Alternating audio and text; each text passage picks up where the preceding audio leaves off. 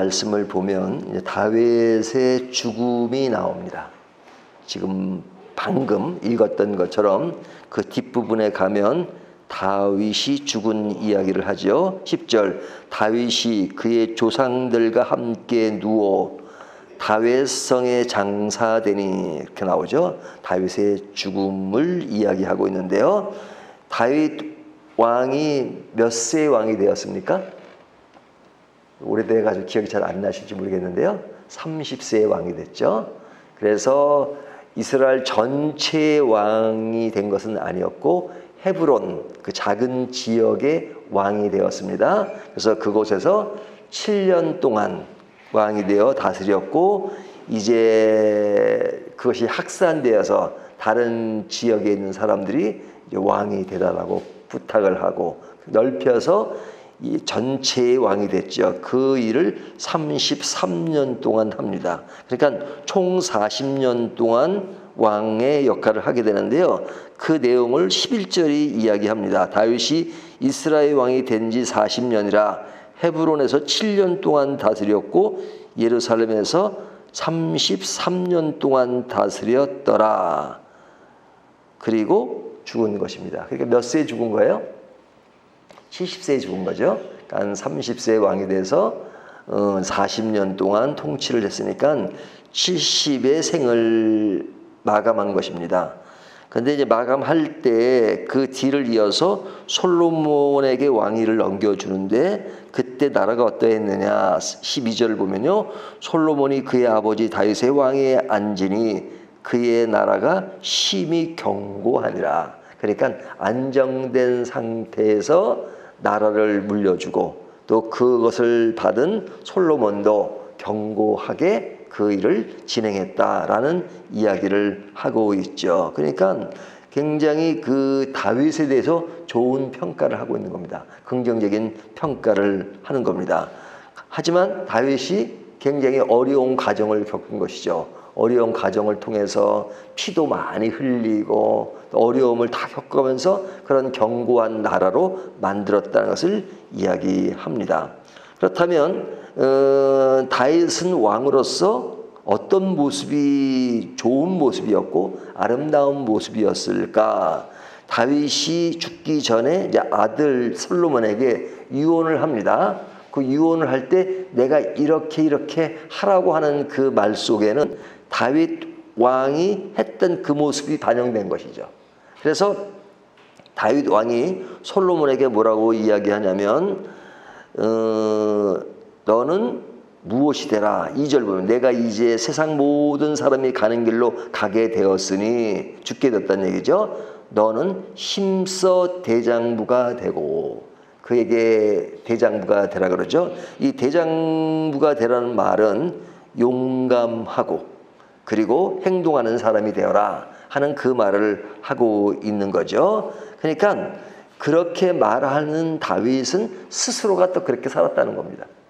그러니까 그는 용맹스럽고 얼마나 용맹스러운지 그가 왕이 되기 전에 골리앗을 잡았던 그런 일도 있고요.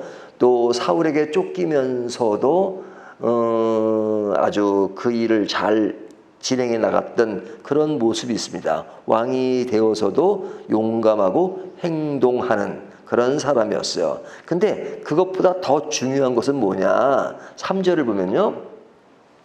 내 하나님 여호와의 명령을 지켜 그 길로 행하여 그 법률과 계명과 율례와 증거를 모세 율법에 기록된 대로 지키라. 그리하면 내가 무엇을 하든지 어디로 가든지 형통할지라. 지금 다윗이 솔로몬에게 부탁하고 유언하면서 강조하는 부분이 뭐예요?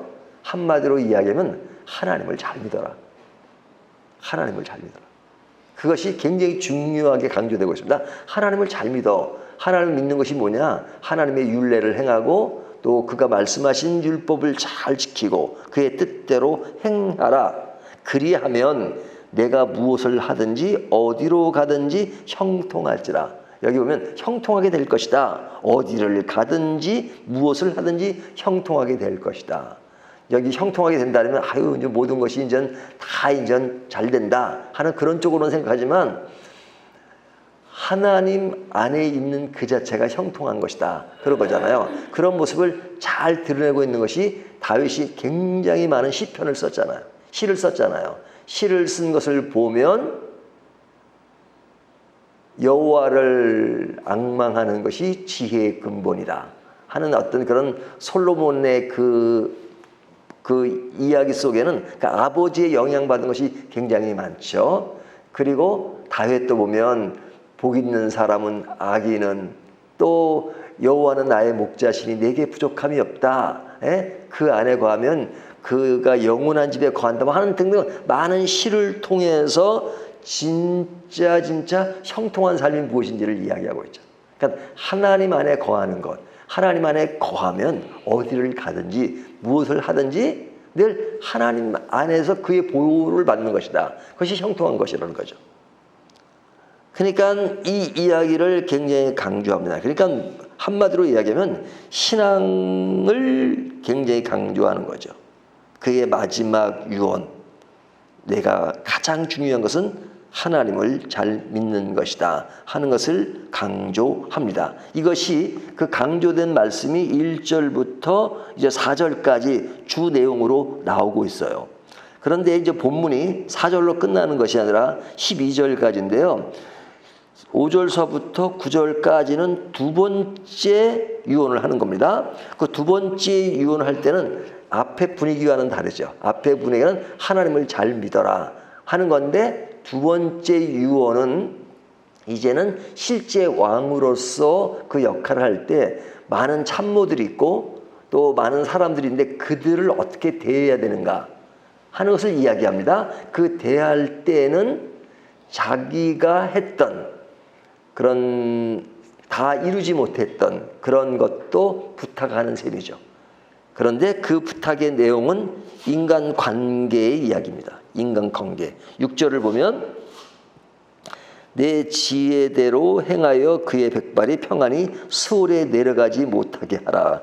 이것은 뭐라고 이야기하는 거예요? 그를 죽여라 하는 얘기죠. 풀어서 얘기하면 죽여라. 그러니까 누굴 죽여라 하는 얘기냐면 5절에 보면 스루야의 아들 요압이 내게 행한 일 곧 하면서 그 요압을 죽이라고 하죠. 그러니까 이 요압 장군은 다윗과 늘 함께 했습니다. 그리고 다윗이 사울에게 쫓길 때도 요압이 항상 함께 했어요. 그런데 그와 평생을 같이 했는데 다윗이 솔로몬에게 말하기를 너 왕이 되면 그 요압을 죽여라 이렇게 말하는 거잖아요. 그러니까 그 이야기는 뭐냐면 한이 많은 거예요. 같이 지내긴 했지만 한이 많아요. 요압에 대한 한이 많아요. 그 한이 뭐냐? 아주 구체적으로 얘기합니다. 오늘 본문에 보면 다시 5절을 보면요. 내가 행한 일 곧 이스라엘 내게 행한 일 곧 이스라엘 군대 두 사령관 넬의 아들 아브넬과 에들의 아들 아마샤에게 행한 일을 내가 알거니와 여기 요압이 했던 것이 뭐냐면 아브넬 사건입니다. 그는 적의 장군이지만 다윗에게 찾아와서 어떤 그 합평을 원하고 그랬어요. 그러니까 다윗이 그와의 관계를 통해서 모든 것을 평화롭게 하고자 했는데 그 당시에 요압은 다른 곳에 가 있었거든요. 근데 돌아보니까 왕이 그 사람을 좋게 해서 돌려보냈고 그리고 좋은 관계를 유지하기로 했다 하는 그 말을 듣고 그냥 분노하면서 그를 뒤쫓아가서 그를 죽였잖아요. 그 죽인 것은 굉장히 개인적인 감정이 많죠. 왜? 그 사람이 그 아브넬이 자기 동생을 죽이기도 했고 그리고 다윗 왕이 자기 없는 사이에 그렇게 한 것에 대한 좀 분노 같은 게 있었죠. 그러니까 다윗이 명령하지 않았음에도 불구하고 그를 죽였어요. 그를 죽였어요. 그러니까 다윗이 그를 죽인 것을 보면서 그 사람을 장례를 아주 크게 해줬죠. 그리고 그냥 그 요압의 그 가문에 진짜 좋지 않은 일이 있을 것이라고 저주를 했던 그 내용이 그 사무엘상하에 나오잖아요. 그러니까 그것이 아주 그냥 그 다윗에게는 한이 맺힌 그런 부분이 있는 거죠.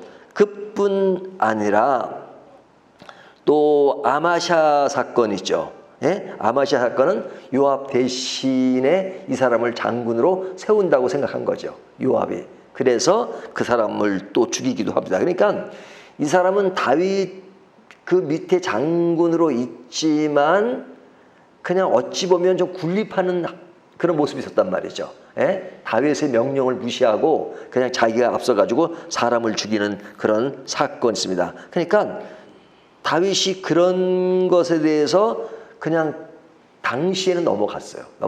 하지만 자기 마음속에는 응어리진 것이 있죠. 근데 지금 이 전 사건은 뭡니까? 솔로몬이 왕이 됐지만 사실은 솔로몬 편에 서지 않았잖아요. 이런 것을 보면 요압은 이런 걸 뭐라 그러나요? 같이 하지만 맞지 않는 그런 모습을 보이죠. 뿐만 아니라 시므이를 죽인 사건 구절을 얘기하죠. 구절을 보면 그러나 그를 무죄한 자로 여기지 말지니라 하면서 요압에 대한 얘기를 이제 마치고 또 다른 얘기인데 시므이라는 사람이 있는데 이 시므이라는 사람은 이 압살롬 자기 아들 셋째 아들이죠. 셋째 아들이 아버지를 배반하고 했을 때 그 시므이라는 사람은 그 압살롬의 편을 들었습니다. 그리고 다윗을 저주했어요. 그 아주 안 좋은 말로 저주를 했거든요. 근데 이제 압살롬의 쿠데타가 실패하잖아요. 그러니까 이 사람이 위기상을 느끼니까 다윗에게 찾아와가지고 그냥 용서를 빌죠. 그러니까 다윗이 용서를 해줍니다. 그래서 죽이지 않아요. 죽이지 않았는데 오늘 본문에 보니까 그 솔로몬에게 그렇게 말합니다. 그러나 그를 무지한 자로 여기지 말지어다. 너는 지혜 있는 사람이므로 그가 행한 일을 알지니 그의 백발이 피 가운데 스올에 내려가게 하라. 이 스올이란 말은 지옥이란 말이잖아요. 지옥에 내려가라. 그의 핏값이. 그러니까 죽이란 말이죠. 그러니까 다윗이 지금 죽기 전에 유언으로 솔로몬에게 요압도 죽이라 그리고 시므이도 죽이라고 합니다. 그러니까 다윗이 그를 용서한 것 같지만 용서가 안 된 거죠. 그 당시 그것을 넘기긴 했지만 용서가 안 된 겁니다.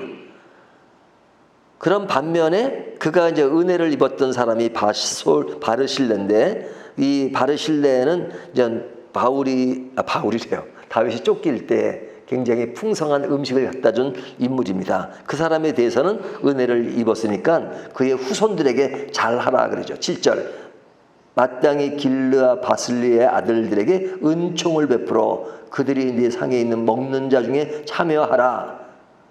내가 내 형 압살론의 낯을 베어 도망할 때 그들이 내게 나왔느니라. 그러니까 다윗이 지금 솔로몬에게 누굴 죽이라 그리고 누구를 잘 대해 주라고 합니다. 이것이 다윗이 바로 죽기 전에 유언을 한 것을 볼 수 있어요. 자, 이런 모습을 보면서 우리가 무엇을 느끼게 되는가? 오늘 본문에 보니까 제일 마지막에 다윗은 나라를 견고하게 세웠다. 견고한 왕이다 하는 겁니다. 그리고 신앙이 굉장히 좋은 사람이기 때문에 아들에게 신앙의 좋은 일면을 강조하는 겁니다. 하지만 본문이 뒷부분을 이야기하는 이유가 뭐냐면 그러면 그가 완벽한 사람이었느냐? 그건 아니라는 거죠. 자, 신앙이 좋다는 것은 그 사람이 완벽하다는 걸 말하는 것이 아닙니다. 다윗이 견고한 나라를 세우고 신앙을 강조한 왕이지만 그러나 그가 완전한 사람은 아니었어요. 그의 허점이 많고 부족함이 많죠. 그러니까 요압에 대한 감정이 많잖아요. 그러면 다윗이 나중에 힘이 없었나요? 힘이 있잖아요. 굉장히 강한 왕이었잖아요. 요압 한 사람 죽이는 게 어려웠을까요? 자기 당대에는 요압을 처리하지 않다가 솔로몬에게 그를 죽이라고 말하는 것은 어찌 보면 좀 비겁해 보이기도 하잖아요. 근데 왜 그랬을까? 왜 그랬을 것 같습니까? 그에게 약점이 있어요, 다윗에게. 왜냐면 다윗의 큰 약점 중에 하나가 뭐였냐면 밧세바를 취한 사건이잖아요. 그러니까 밧세바, 다른 여자를 취한 정도가 아니라 그보다 더 큰 사건은 그의 남편을 죽인 거잖아요. 장군 우리아를. 그래서 그 전쟁 중에 그렇게 충성스러운 장군이었음에도 불구하고 한 여자를 취하기 위해서, 그것도 나쁜 의미에서 그의 아내를, 그런데 그 전쟁 중에 있는 그 사람을, 그렇게 충성스러운 장군을 여러 가지 계략으로 하다가 안 되니까 그냥 전쟁터에 심한 곳에 내보내가지고 죽이도록 하는데, 그 명령을 누구에게 해요? 요압에게 하죠. 그리고 요압이 그 일을 실천합니다. 그러니까 다윗에게 가장 치명적인 사건의 그 주도적인 역할을 한 사람이 요압이에요. 다윗의 명령을 잘 따라서 아주 신실하게 깔끔하게 처리해 줬죠. 그러니까 그에게 그것은 빚을 진 거죠. 근데 좋은 의미의 빚이 아닙니다. 이것은 자기의 약점이 그에게 노출되어 있기 때문에 그 면을 가지고 그냥 하나의 뭐 약점이 잡혔다고 그러기엔 좀 뭐하지만 저 그런 격이 있는 거죠. 그러니까 결국은 마음대로 못했어요. 자기의 약점 때문에. 그러니까 이 면에서 바울의 어떤 인간적인 면이 드러나는 겁니다. 인간적인 밧세바를 취한 사건이라든지 요압과의 사건. 그 다음에 시므이를 용서했어요. 당시에는. 하지만 솔로몬에게 죽이라는 말을 하는 것을 보면 뭐가 있는 거예요? 요즘 우리가 말하는 뒤끝이 있는 거죠. 뒤끝이 있는 거죠. 그러니까 완전한 용서가 아니고. 그러니까 여기에는 그 다윗의 이중적인 측면이 있는 겁니다. 그러니까 그 밧세바의 남편 우리아가 성으로 오게 해서 다윗이 너희 아내에게 잠을 자라 라고 했을 때 그가 어찌 이 전쟁 중에 내 부하들이 전쟁하는데 그럴 수 있습니까라고 그냥 집에 들어가지 않잖아요. 그러니까 그의 부하를 통해서 지금 성 밖에 있다. 그 얘기를 듣고 굉장히 호의를 베푸는 거였지만 실제는 요압을 통해서 죽게 만든 것을 보면 뭡니까? 이중적인 게 있는 거죠. 고면은 제가 다윗보다 나은 것 같아요. 고면. 저는 한 번도 그런 뭐 다른 사람의 아내를 뭐 한 적도 없고 그렇게 사람을 죽인 적은 없잖아요. 근데 그것만 노출해서 다윗의 생애를 조명한다면요, 살인자잖아요. 그렇죠? 근데 우리가 다윗에 대한 이미지가 어때요? 굉장히 하나님의 사람 이런 걸로 인식돼 있지, 그가 막 살인자고 남의 아내를 그렇게 취한 그런 아주 범죄자로서 다윗을 생각하지 않잖아요. 하지만 그 면이 강조되지 않고 좋은 면이 강조되니까 그래요. 그러니까 우리는 성경을 읽으면 좋은 사람, 나쁜 사람이 딱 이렇게 이분법적으로 알고 있어요. 다윗은 좋은 사람, 그 다음에 바리새인은 나쁜 사람. 하지만 우리들의 정서와 다른 측면이 많았다니까요. 당시의 바리새인은 굉장히 좋은 사람으로 인식되고 있죠. 또 다윗에게 어떤 인간적인 그런 관계가 엮어진 사람들은 다윗을 평생 나쁘게 본 사람도 있겠죠. 그러니까 성경이 우리들에게 말하는 것은 한 사람이 완전하다고 말하는 경우는 전혀 없어요. 아무리 좋은 사람도. 그래서 우리가 가장 강하게 쓰는 단어가 뭐냐면 하나님의 은혜라는 말을 쓰는 겁니다. 다윗이 위대해서 하나님의 사람이 아니에요. 하나님의 은혜예요. 하나님의 은혜예요. 근데 그 하나님의 은혜를 이야기할 때는 하나님의 일방적인 얘기도 하지만 그러나 그 은혜 아래 있는 또 다른 한 면의 인간적인 측면을 강조한다니까요. 그러니까 다윗이 그런 범죄가 있었고 하지만 그러나 그가 하나님의 어떤 은혜의 대상으로서 존재할 수 있는 이유는 뭐냐면 그가 완벽해서가 아니라 그런 완벽하지 못하고 인간적인 면이 드러나는 부분에 있어서도 그래도 뭔가 하나가 있었어요. 그것이 뭐예요? 하나님께 맡기는 삶이었어요. 그러니까 그런 와중에도 내가 잘났다고 하지 않고, 그러니까 부족하지만 하나님 앞에 늘 다가가는 것. 그러니까 하나님이 우리에게 진짜 원하는 것은요, 완벽하게 살면 더 좋겠죠. 하지만 그것보다 더 우선적으로 우리에게 요구하는 것은 나에게 다가와라. 그리고 나를 의지해라. 나를 신뢰해라. 이거거든요. 그래서 우리가 그 구원을 말할 때 믿음으로 구원 얻는다는 그 믿음이라는 말이 너무너무 큰 단어예요. 우리가 누굴 믿어요? 하나님을 믿잖아요. 예수 그리스도를 믿는다고 할 때 그 믿는다는 것이 신뢰에 대한 문제로 더 부각이 됩니까? 아니면 행동하는 것이 더 부각이 됩니까? 행동보다는 어떤 그런 신뢰에 대한 문제가 더 이미지로 크게 다가오잖아요. 물론 그 믿음이라고 하는 것은 행동이 따라야 되는 겁니다. 하지만 그 따른다는 행동에는 중요하게 인식되고 있지만 그러나 거기에는 뭐가 전제되냐? 인간의 불완전한 모습이에요. 어느 누구도 예수를 믿어도 완벽하게 믿는 사람 없어요. 하지만 하나님이 완벽하지 못한 우리 인간을 아시고 나를 믿어라. 그리고 그런 범주 아래서 자라기를 원하시죠. 그래서 다윗의 죽음에 대한 문제를 다루면서 그의 인생을 완전히 조명해 보는 겁니다. 70의 생애를. 근데 믿음이 좋았다는 걸 강조해요. 하지만 인간적으로 완벽했느냐? 완벽하진 않았다는 거죠. 그럼에도 불구하고 하나님의 사랑을 받았고 견고한 나라의 왕으로서 그 위치를 지킬 수가 있었어요. 그러니까 그런 가운데 우리들에게 주는 그 이미지, 메시지는 뭐냐? 하나님의 은혜가 중요하다는 것을 인식해요. 그리고 인간의 나라, 왕국에는 늘 한계가 있다. 그렇기 때문에 다윗을 통해서 신약 시대로 와서 조명하는 것이 뭐예요? 예수 그리스도잖아요. 그리고 예수 그리스도 안에 있을 때 그 나라가 완벽하다 하는 것을 이야기합니다. 어저께 제가 아는 그 미국에 있는 친구가 문자가 왔어요. 이제 한국에 곧 오는데 뭐라고 하냐면 요즘 한국에서는 회를 먹을 수가 있습니까? 그렇게 문자가 왔어요.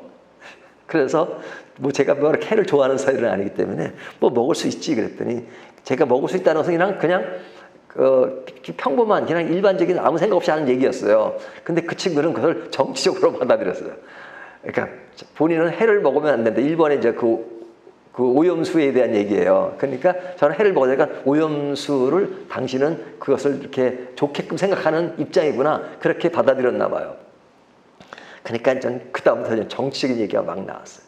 예? 그러니까 막 나오다가 이제 별 얘기가 다 나왔는데 이제 우리나라가 처한 상황이 이제 밑으로 일본이 있고 위로는 북한이 있고 뭐 나라가 있고 그래서 이제 여는 어느 쪽을 좀 우호적이고 어느 쪽이 우호적이고 막 그런 얘기가 나왔어요. 그래서 제가 정치기 잘 안 하거든요. 그래 그 옆에는 밑에는 뭐 일본이 있고 그리고 옆에는 뭐가 있고 뭐 그래서 제가 그러면 우리는 좀 위만 바라봅시다. 위 하나님 나라를 바라보세요. 하나님 나라를 바라보세요. 거기만 완벽하다고. 인간이 행하는 여가 되든 야가 되든 완벽하지 않고 허점들이 다 있고 일본이나 북한이나 다 뭐 우리나라를 포함해서 다 허점이 있고 그냥 완전한 것은 하나님 나라뿐이니까 하나님 나라 바라보자. 그래서 하하 붙고 이제 말았어요. 근데 그 말은 뭐 우스갯소리로 막 하는 얘기지만 사실은 가장 중요한 얘기잖아요. 다윗이 이 나라가 견고했다고 말하지만 완벽한 건 아니었죠. 하지만 완벽한 나라는 하나님 나라뿐이에요.